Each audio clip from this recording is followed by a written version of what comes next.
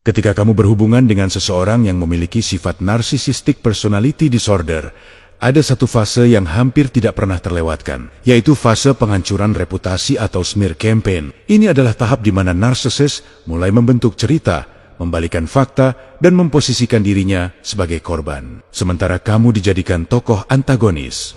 Dan parahnya, mereka melakukannya dengan cara yang sangat terencana, sangat halus, dan seringkali dimulai jauh sebelum hubungan berakhir. Mari kita pecah satu persatu, agar kamu bisa mengenal polanya. Mereka melakukannya untuk melindungi citra mereka.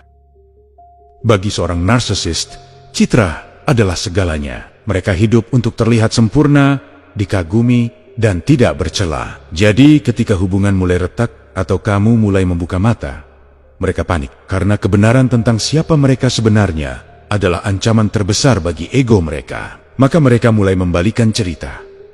Aku sebenarnya korban. Aku sudah sabar. Tapi dia yang tidak stabil. Semua agar orang-orang percaya bahwa kamulah sumber masalahnya.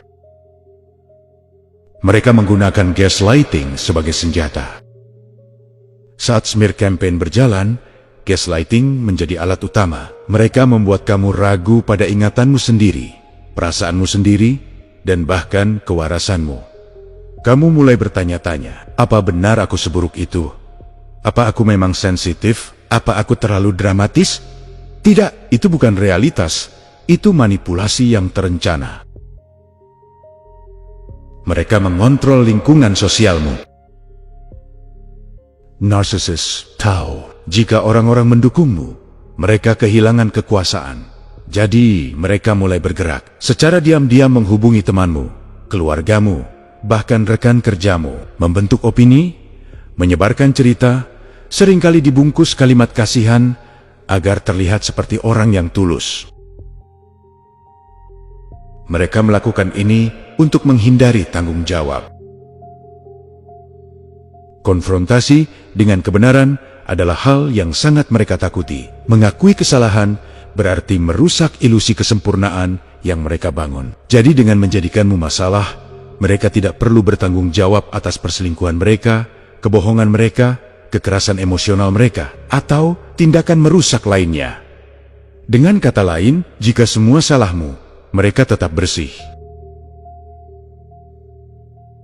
Mereka melakukannya karena tidak punya empati. Bagian paling sakit dari semuanya, mereka tidak merasa bersalah.